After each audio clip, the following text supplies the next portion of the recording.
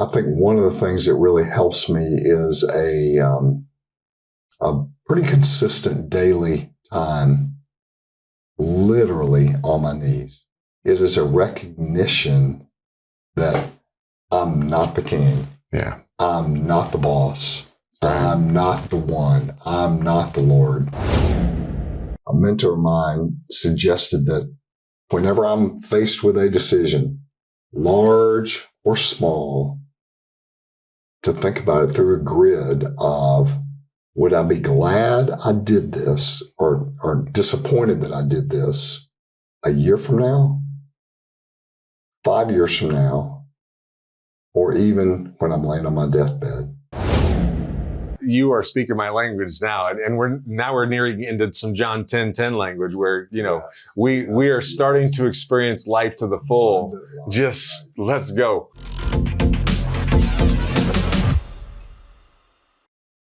Hello and welcome to the H3 Leader Podcast, where our intent is to provide a consistent drip of foundational and practical insight, motivation, and calls to action that will help us all grow in the critical arena of leader development. John Maxwell makes the bold statement that everything rises and falls on leadership. If that is true, and from a particular perspective I believe it is, we probably ought to spend consistent time and energy on the subject. Very quickly, though, I want to note that my hope is to highlight the beauty and the value of leaders within my relational sphere that can speak into the development of the H3 leader. In other words, my goal is not to wow the viewer with recognizable A-list names. In fact, most of my guests will be absolutely foreign to most of our tribe. But you know what? That is not only okay. It is, in my humble opinion, a value add to the conversation, because let's face it, always upping the ante with A-lister recognizable names is not sustainable. What is sustainable is the vision of bringing the stories of real life, trench-digging leaders to the table for eye-to-eye conversations that meet leaders like you and me right where we are. In today's conversation, I am elated to introduce you to my good friend, Lee Bates. I cannot wait for you to meet him, coming up right after this.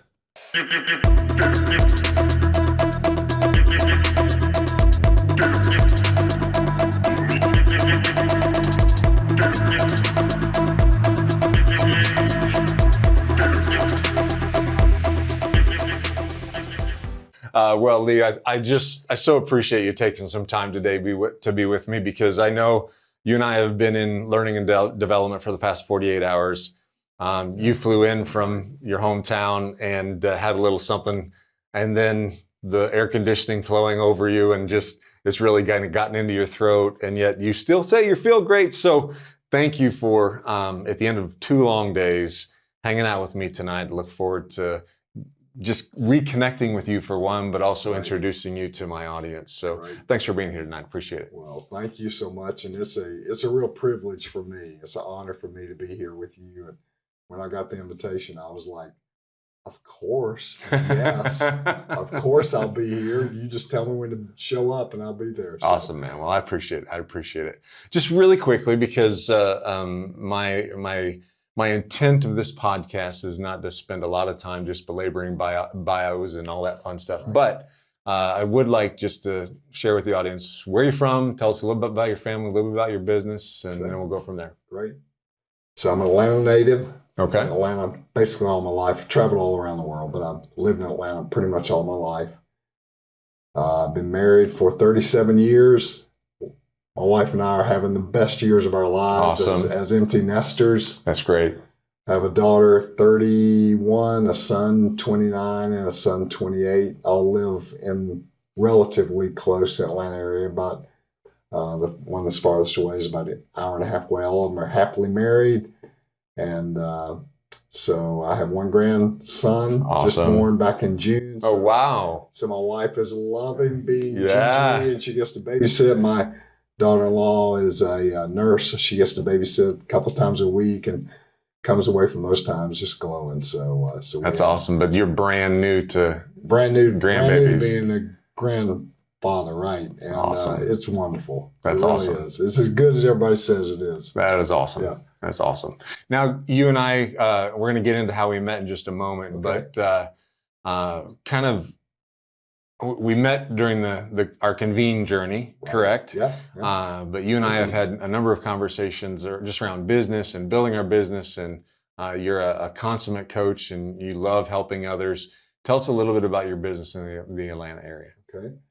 So I started a coaching business back in about 2013, 2012, somewhere around in that area. And I just started coaching anybody who would coach with me.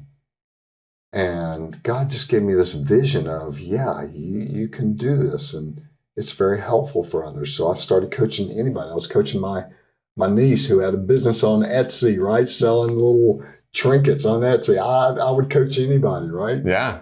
And thankfully, it's continued to grow and grow and grow and grow. And so now I'm primarily coaching, primarily Christian, but other CEOs. And through that, I'm also have the privilege of investing in their leadership teams. Okay. And so that's what my business does. And it's been a great, great joy. One of the joys of my life is doing what I'm doing now in this kind of fourth quarter of my life. That's awesome. I would love maybe on another podcast to come back and unpack that evolution, because I don't know if you're familiar with this or not, but I do a daily short, and it's called Today's Reps. And the idea is that as developing people, as developing leaders, just like a developing athlete, you got to get your reps in. Right? So every single day, get your reps in. Absolutely. So what's today's reps? And you starting in 2013 with an Etsy business and and all the other stuff. And you and I both, as we're growing in our executive coaching, our personal development, and our skill set in that, it's about getting our reps in and having more conversations and helping more people and dealing with different types of problems along the way. And so I would love to come back on that sometime and just learn a little bit more about your development. When we first met, we were, before we hit record today, we were recollecting a little bit that we were down at the Gaylord in Dallas. Yes. And had just an amazing lunch. And you and I had been associated with one another through the Convene network and through the Convene ecosystem, and we were both Convene chairs, but we hadn't really had a good conversation. And we're just like, hey, let's grab lunch, and it was just fantastic. And you turned me on to a couple books that were just monumental in my development, so I appreciate that very much. But I think more than that, your spirit, your compassion, your generosity of time and energy and joy and peace and all those things that come along with just being around Lee Bates. I just wanted to thank you for that. And I don't know if you remember the lunch or not, but absolutely. I remember exactly. I could go back to the same table. Yeah. Little Mexican restaurant that overlooked the walkway. Yeah, we could see into the Gaylord atrium. Exactly. And it was awesome. Of course, I remember that. It was wonderful. It was wonderful. So it has been a pleasure to get to know you. But I think the other thing that just to lift your arms up a little bit more is just to have seen your business develop. Because when we were first talking there were just this seeds of it blossoming, right? And that's all it was. What, 3 years ago? Not even. Yeah, not even. So it was just before COVID, right? And then in the midst of COVID, in the midst of all that is going on, you're just blowing up, man. Yeah. And not just in your Convene work, but in all the other work that you're doing through your business. And so, congratulations, and I appreciate you kind of hanging out with me today. It's my joy, as I've mentioned earlier. So I want to tap into a little bit of, I'm going to let you tell the story, but again, you rub off on people in a very, very positive way. And so I'm excited to kind of tap into that a little bit. And real quickly, as a precursor to that conversation, the idea behind the H3 Leader. So this is the H3 Leader podcast. And my intent in these conversations and in the shorts and all that I'm doing through the H3 Leader is to really center in on the heart of the leader, the deeper motivations, the spirit of leadership. But it's about leader development. It's about what's going on inside, what's motivating us, what's driving us, and what is in a sense governing our behaviors. Not just the skills and abilities, not just the tactics, not just all the tools, which are amazing. They are. You got to know them, Gotta have them. and then you have to be able to deliver them well. But it's more than that, and that's what I love about getting to know you, because I know it's more than that with you. So where I've landed in this this really quagmire of leadership stuff. I mean, there's so much out there, right? And it's all beautiful. But the kind of place I'm zeroing in on are the 3 H's. That the core character of the leader is around their ability to be humble, their conscientious approach to being healthy, and then the fact that they are holistic in their approach to life and leadership. It's not just a one-trick pony thing. It is really a much broader picture about their service to mankind, and in our worldview, to the kingdom. And what does that look like, and how do we continue to open ourselves up to that? So I just want to back up to each of those and get your perspective on them. And let's just start with that idea of being humble. It's always fun to talk about humility. but how important do you see that in the character of a leader, and how have you seen that grow and develop in your own life? It's a great question. So many variables and ways to approach that. One of the books that I'm not sure I've recommended to you before, but I'm going to right now, is a book by Andrew Murray. Okay. He's a South African pastor back in the 1800s, I think, maybe early 1900s. He wrote a book called Humility. Okay. In that book, he says that humility was the core characteristic of Jesus Christ. And then he teases that out throughout. It's a little short book. It's only, 60, 70 pages. But I read it every year. Oh, it's one of those books. It's one of those books. Oh. It is one of those books. Okay. And one of the reasons I read it every year is because I need to read it every year. Yeah. Because there is such a deep root of pride in all of us, but sure. I certainly recognize it. For sure. There's such a deep root of pride in me that wants to have this image, or wants to be liked, or wants to whatever else. And when I recognize that Jesus had all of that, so much more, and yet he was the one who came not to be served, but to serve. And that book just helps just take me to that each year. And so I've been dying to say this, so I'm going to say it right now. I will put that in the show notes. Okay. Put it in the show notes. Andrew Murray. Simple title, Humility. I'll share a book back with you. Great, please. And then I want to come back and unpack that a little bit more. Okay.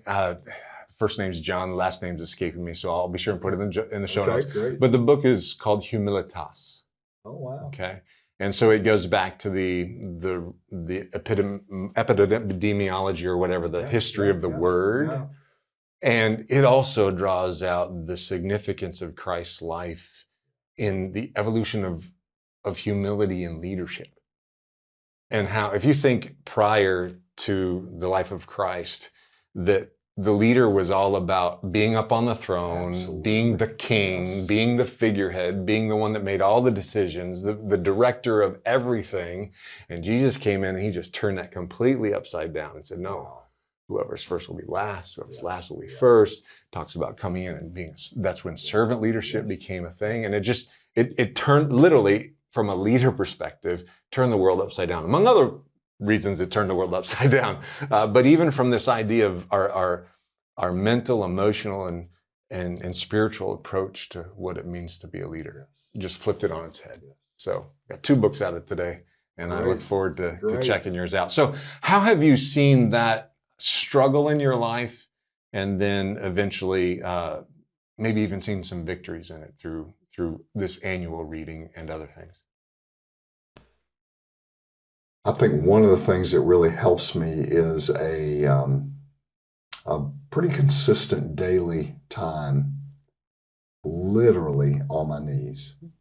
So I literally get on my knees almost every day for several minutes, if not 10, 20 minutes. And it is a recognition that I'm not the king. Yeah. I'm not the boss. That's right. I'm not the one. I'm not the Lord. Right? Yeah.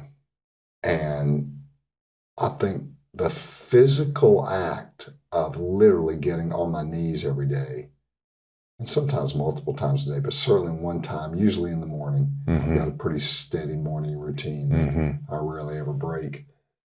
Having that is just a real key to just putting to death that pride that can so easily It just sneaks right up and boom. Oh my goodness. Yeah. I love that you're bringing the physical into it, because we talk about the 4 cells of meaning, or the centers of existence, our heart, soul, mind, and strength. And that flows out of course, the greatest command, love Lord your God with all your heart, soul, mind, and strength. And really the message there is to love God with your whole self, everything. So there's 4 categories, right?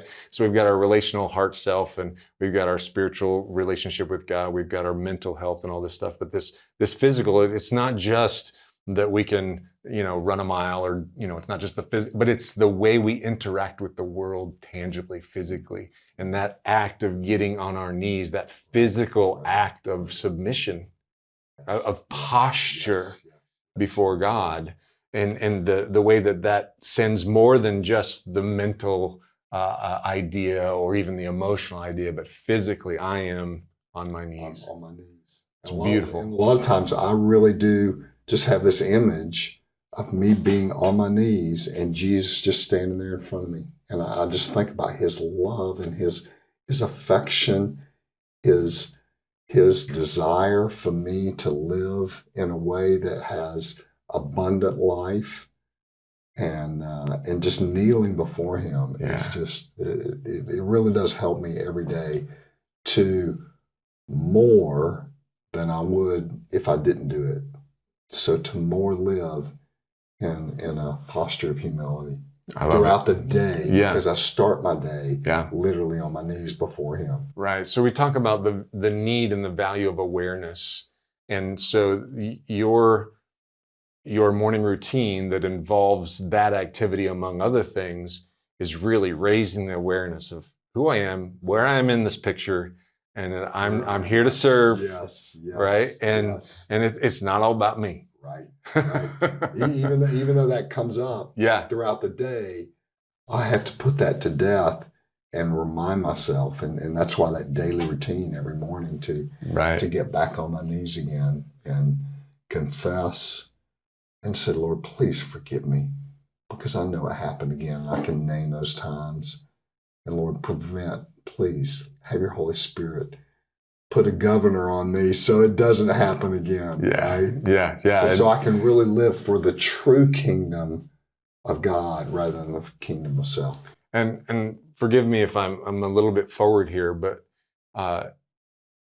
when you are as talented as Lee Bates is, I've seen you in action. I've benefited from being near you as you have been your full self. And it's a beautiful thing to witness. And to keep yourself in that posture of humility is forgive me for going here, but when you're as good as you are at what you do, the fact that you are so conscious about keeping that in check, I want to encourage you in that and say thank you for doing that, because from my perspective, that's what keeps you in the game, because pride will take us out. It will take us out. Absolutely.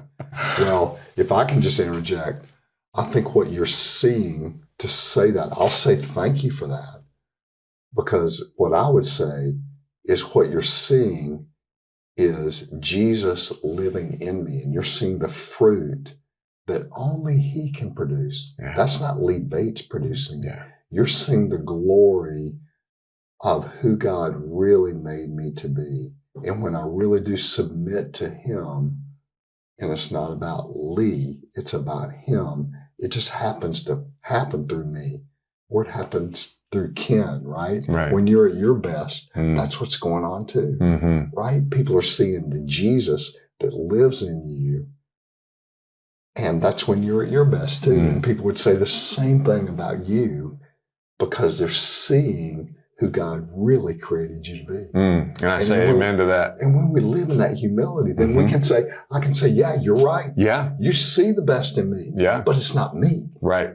It's him living through me. Right? I love that, Lee. I just love the way you articulated that, because it really gets to the essence of when I talk about, and we're going to get to health in just a minute, but when I talk about those 4 cells of meaning, those heart, soul, mind, and strength, and as we lean into developing our health in all 4 of those areas, which represent all of our lives, we are nearing that more pure redemptive potential of who God has created us to be, that has been stained by sin and by the world and by our bad decisions and all these other things, but God is redeeming that. And it's just the result to his glory is something that is more near to the perfection that he originally designed. And it's a beautiful thing to see. And he wants that for you. Right. He wants that more and more for you, just like he wants that more and more for me, so that we live a redemptive life. That's right. In this world, so that others see something in you and they say, there's something different about that. What is it, right? Yeah. And then we get to share what it is. And it's not me. It's not me.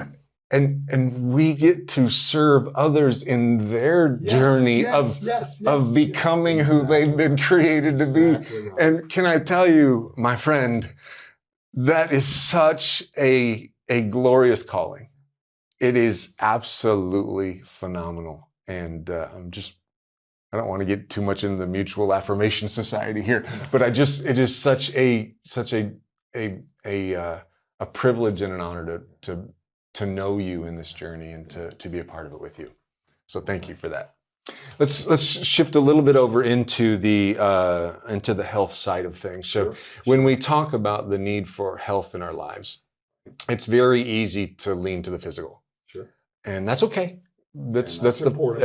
It's important. It's the first place we go because it's the most acute and tangible. I mean, if I stub my toe, I know it. Right. If I have a little bit of a mental hit, or in one of these other areas, it's a little softer, maybe a little longer term, but I know when I stub my toe or when I got a toothache or whatever. So I get that, but I don't want to just focus on that. I would love to hear maybe a little bit about your health, your physical health journey, but also how you lean into your heart and your soul and your mental development. So talk a little bit about the importance of health and how you've seen your lean into that over the years.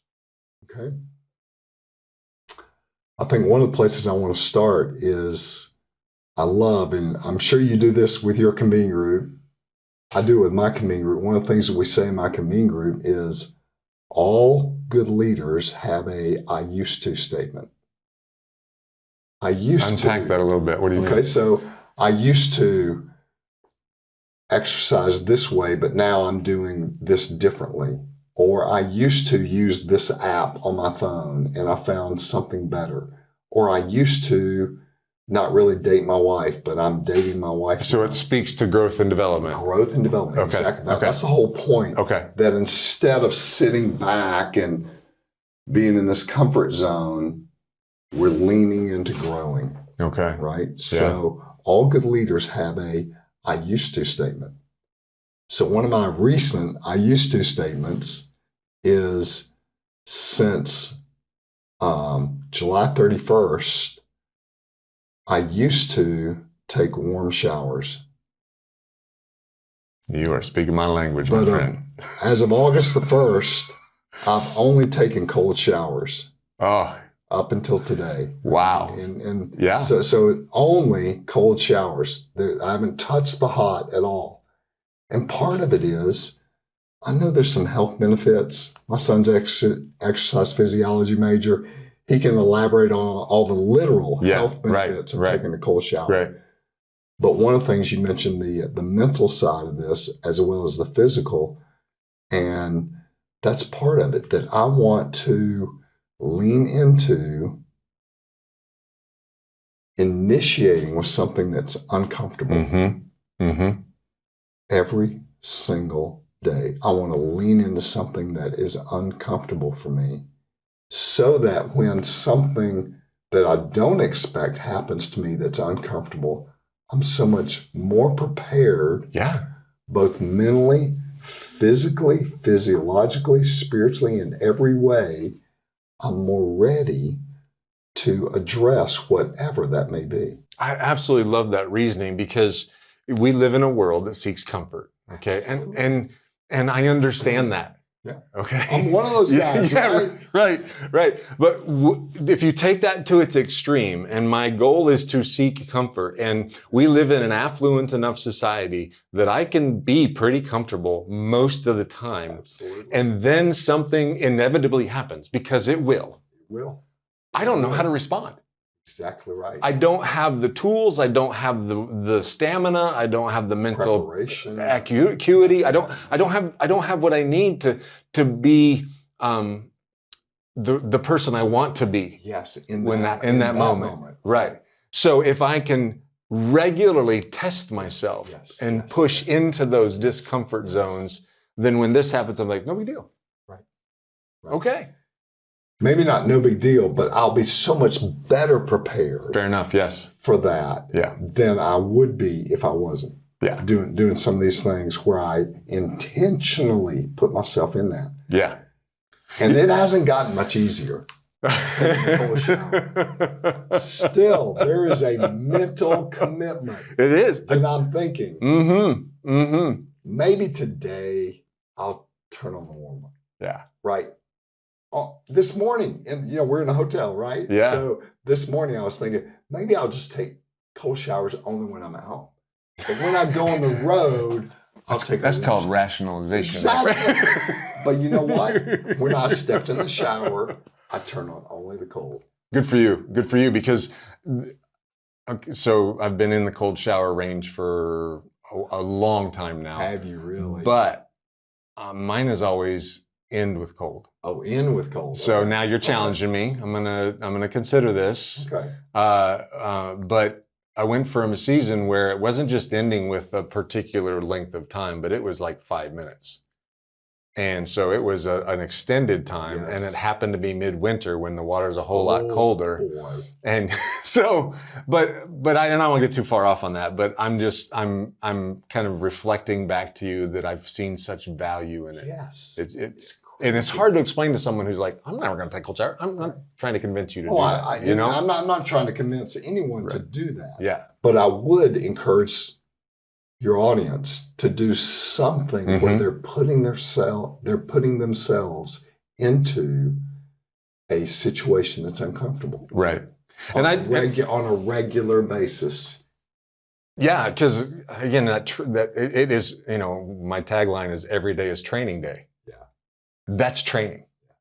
Right. And it's a form of training. And I didn't mean to necessarily belittle whatever this was and say no big deal, because I appreciate that pushback. But when your goal is comfort and you get this ripple or this interruption in comfort, you can overreact. And when you have conditioned yourself to be ready for whatever might come, the same thing did happen, and we can give it its appropriate response. But it's not going to rock us. Right. Again, authors' names are escaping me. It's been a long couple days. But Getting Things Done is the book. Okay. And the author talks about mind like water.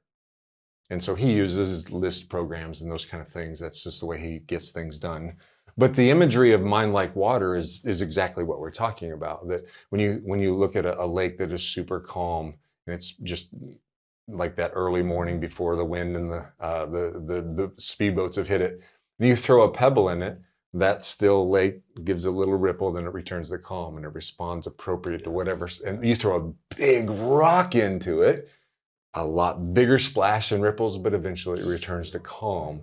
And so our ability to have that mind like water comes from that conditioning that comes from challenging ourselves on a regular basis. So long way to get to that story, but I appreciate you sharing that. And so challenge yourself. That's one thing you're getting to here, right? Right. What are some other ideas in how you have developed in your heart, soul, mind, and strength health? So another thing along those lines is you may be familiar with a guy named Craig Groeschel. Mm-hmm. So you probably remember this quote that he has that I really like. And that's one of the things that's helped me be motivated, at least with the shower and with some other things that I'm doing. And he says that extraordinary people do consistently what ordinary people do occasionally. Oh, okay. Extraordinary people do consistently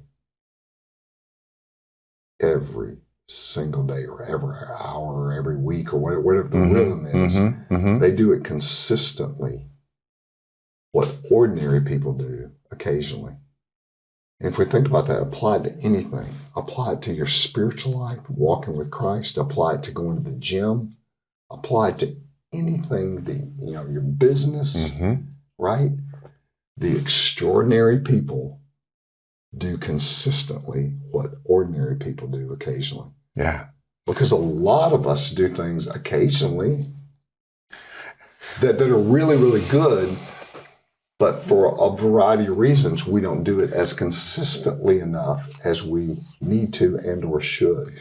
Again, the physical space is just an easier analogy. Okay, great. So I'm going to talk about diet, but it applies to our development in all these areas. In every area. And so someone who goes on a diet may see a little bit of short-term gain, but unless they're willing to, and I would contend, unless you're willing to do it for the rest of your life, yes, then why are you doing it?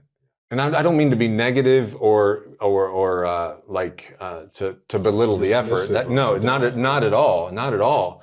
But it's what I have been discovering, which is what you're saying Craig Groeschel is trying to get at, is the results that come from consistency over time.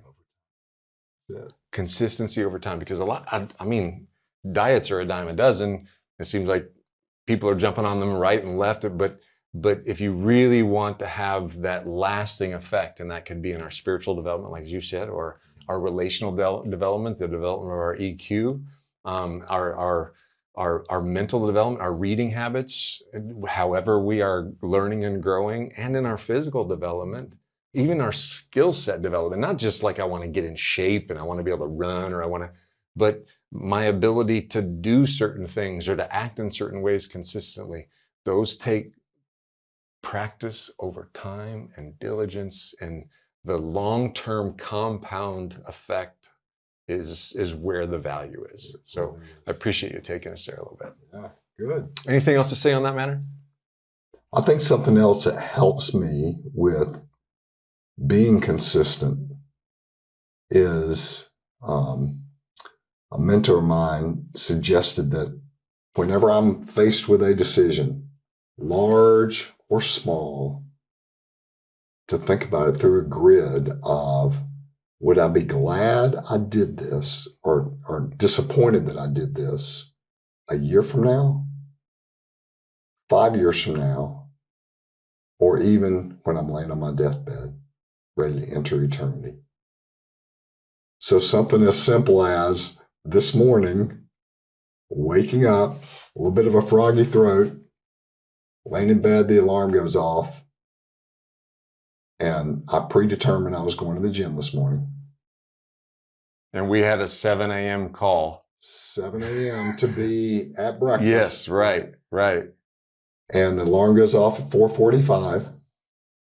And I had already told myself that I'd give myself a pass if I didn't feel well. Well, I woke up, I wasn't feeling great. But I thought to myself, a year from now, will I be glad I slept in or went to the gym? 5 years from now, will I be glad I slept in or went to the gym? If I'm laying on my deathbed, throw the covers off. Let's go. Let's go. Yeah.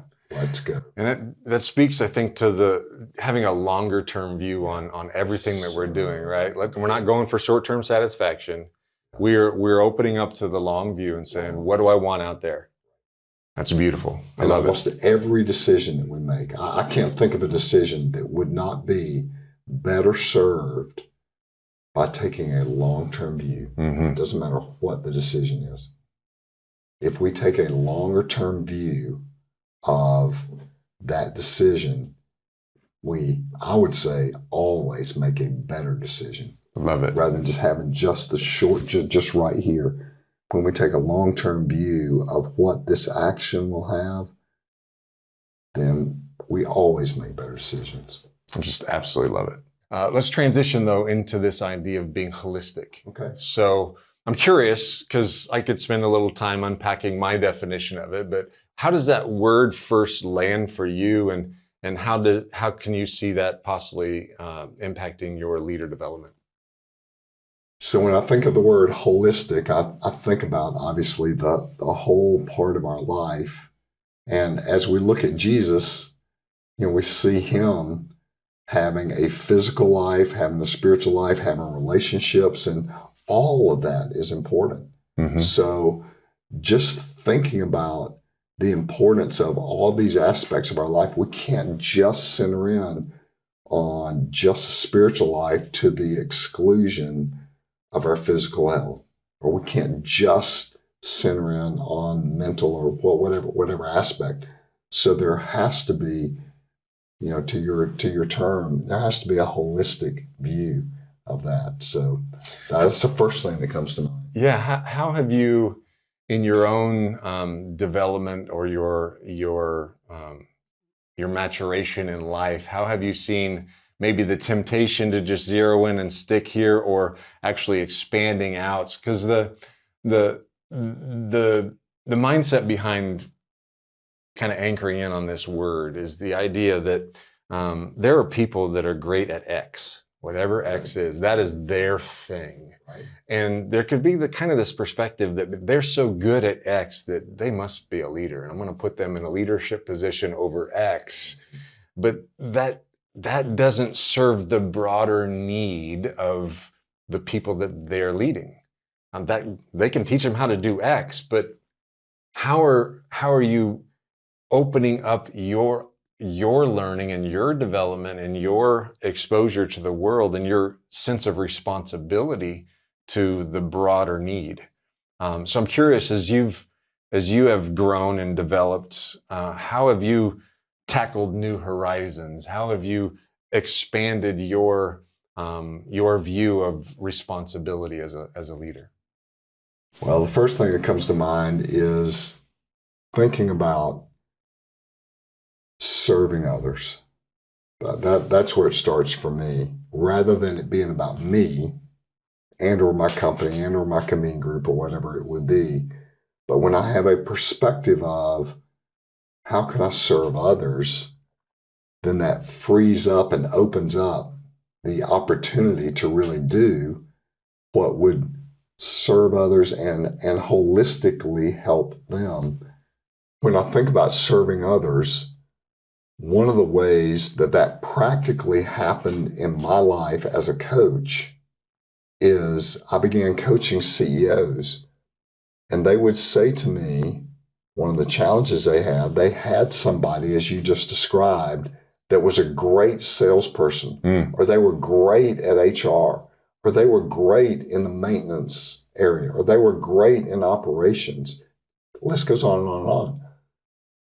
And as their company grew, now that person is leading a team of 5 or 6 or 10 or 12 people because they were great at that subject matter, right?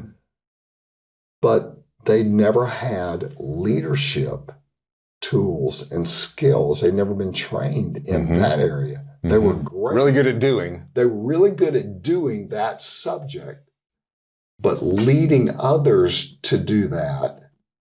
And even the ability transfer their knowledge of how to do. Exactly. Even just that, Yeah. right? Because so much of it had become second nature to them. They assume everybody knows that. Right. That's what we do with second nature right. things, right? Exactly right. Exactly right. So once again, as I began to love and serve these CEOs, and they would tell me the story over and over again, I began to think, you know what? Well, let's figure out a way to serve those people to help them elevate their leadership so that they could deliver even more value, not only to their team they're leading, but also to the larger organization. Yeah.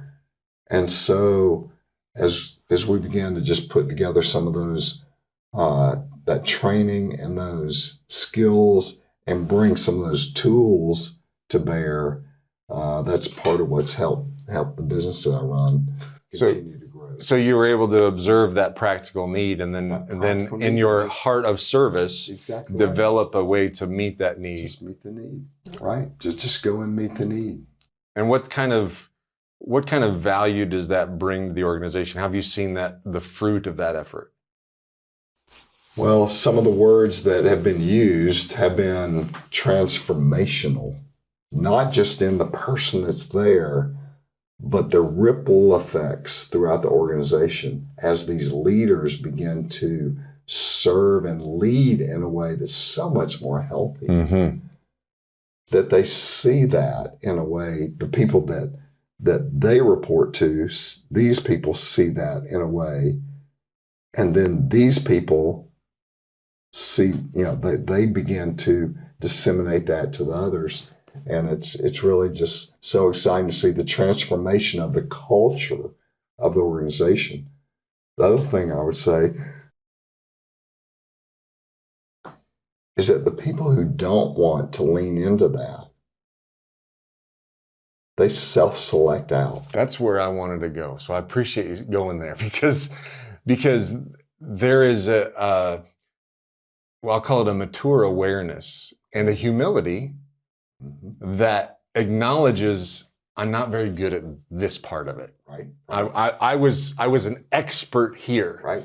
And now I'm here, and that expertise, I want it to transfer. I want people just to remember me as the expert and to acknowledge the fact that maybe I'm not doing this very well, and there's something I need to learn to get better at, is a step of humility. And not everybody's ready to make that step. Right. A lot of people aren't. A lot of people are not. And what I've observed is that the people who are not ready to do that, they self-select out when they see others leaning into humility, and for whatever reason they don't want to go there. Then the A players, the others will elevate, if we use the term, to A players, and A players attract A players. Right. And the B and C players, especially the C players, a lot of times they're not willing to do the work to grow to be an A player. And so for a variety of ways, they self-select out of that organization. And what that does is a beautiful thing to the overall organization. Yeah. Because for a time, that C or D player is really a cancer to the organization. Yeah. And an anchor to the growth of the entire part of the organization. Exactly right. They're an anchor. They're holding it back. Yeah. And when they either get asked to find another opportunity in another organization, or they just say, hey, I've taken another position. Here's my 2-week notice. And when that happens, there is rejoicing. Yeah. Right? Maybe not immediate, but after a while they say, wow, look around. What's different around here? Yeah. It's like somebody opened up the dam and the waters are flowing. Yes. And they're like, wait a minute, this feels so much better. It does. And in the moment, I understand how difficult it is. And this is a whole nother conversation we don't need to get into, which is all the emotional and relational friction that goes on in that dialogue, and the respect for maybe years of service and all of that. And that, again, it deserves its own conversation. We won't go there today.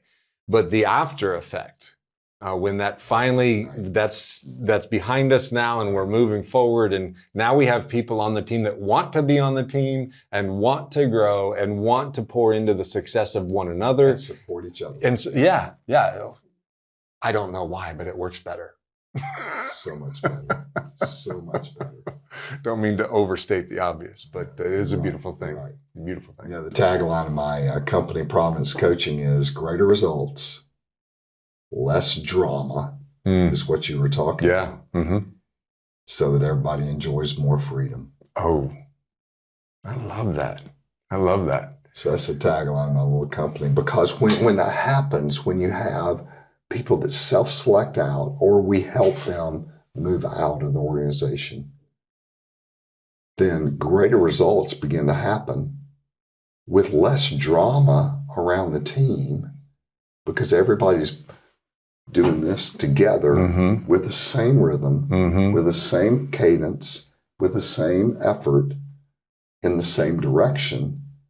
And so that everybody begins to enjoy more freedom. Yeah. But both in their lives, in their role, because they're freed up to really do and deliver the value that they can bring, but then also in their outside the company. Yeah. In their spouse, with their family, with their outside service, with all that. Yeah, so everybody enjoys more freedom.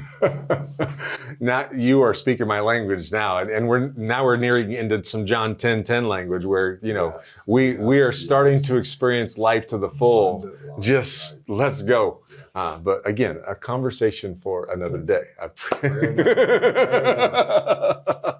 So, man, I really appreciate the nuggets you've already shared with me today. But I try to end these conversations with, here's an opportunity for you to speak into the lives of anybody who's still with us. And so just one or two nuggets of wisdom of maybe pouring into their heart, pouring into their life, giving them something in this development space that they might find valuable. Already, like I said, so many things you've already said that I'm looking forward to getting out to the world, but anything that you'd like to leave them with? Well, I think comfort and growth don't go together. Right? We have to choose one or the other.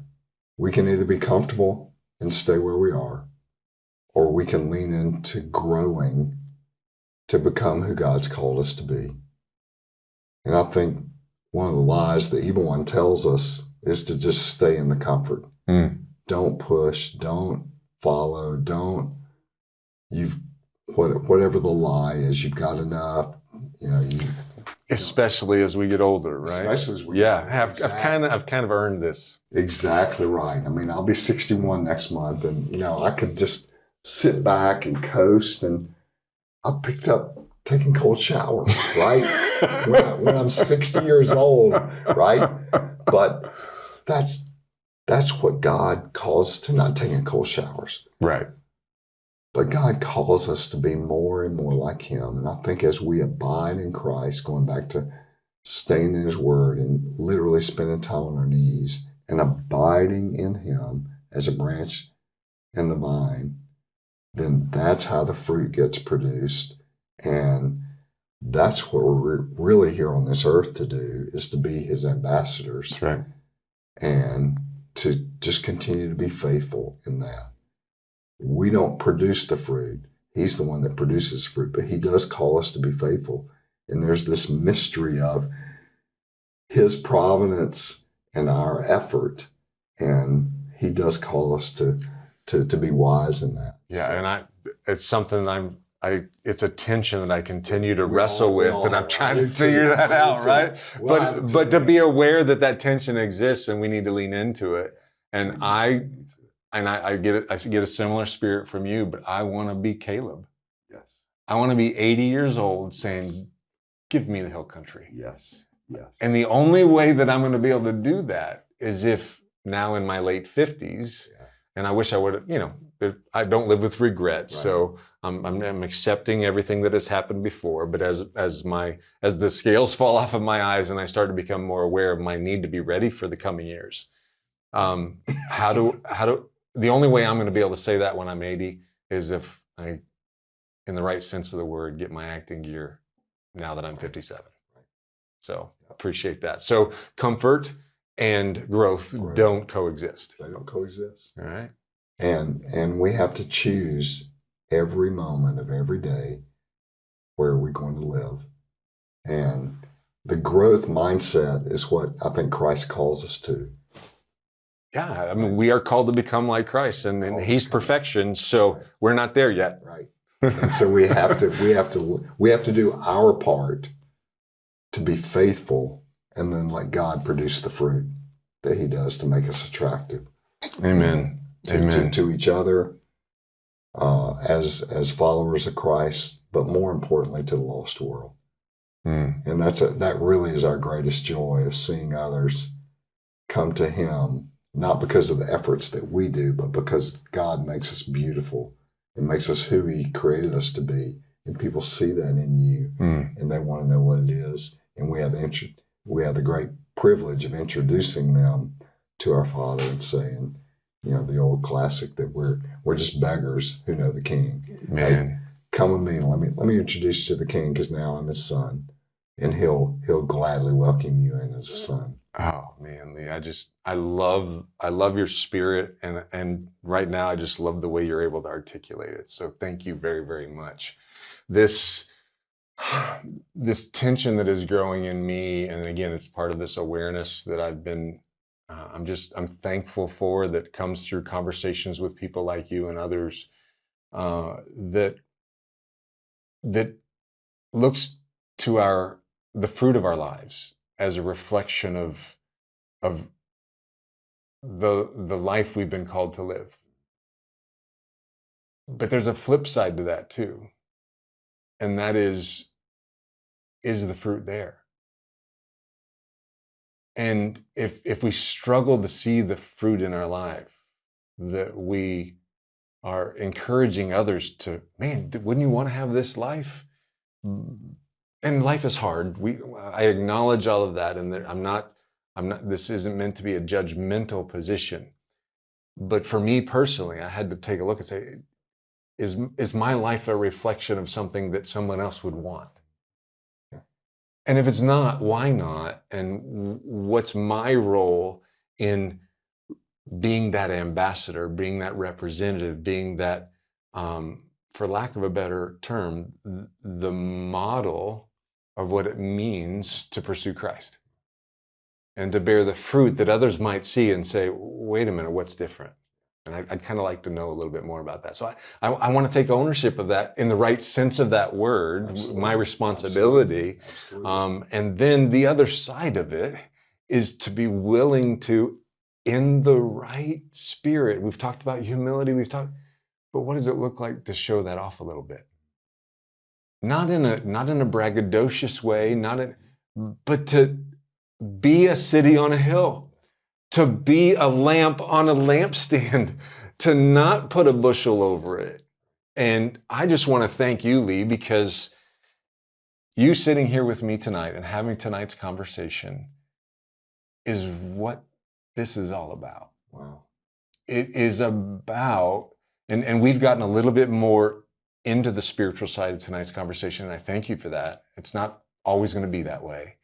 But it really, early on in this podcast, is setting the standard, the vision of taking that light and putting it up on the lampstand. So thank you for that, brother. Oh, you're very welcome. Thank you for that. You're welcome. It's been my joy to be with you, and appreciate you having me. Oh, and we're going to do this again. Oh, I look forward to it. You just tell me where to be, and I'll be there. Awesome. Thank you, Lee. And of course, thank you for taking the time and energy to join us in today's conversation. I hope you will continue to join us on this journey, a beautiful shared journey from here to there in the world of leader development. Until we meet again, remember to always do something, anything, every single day to move the proverbial ball forward, to make the world within and around you at least 1% better. Because whatever your goal, vision, or task, remember, every day is training day. Blessings to you all, and we'll see you soon. Bye-bye for now.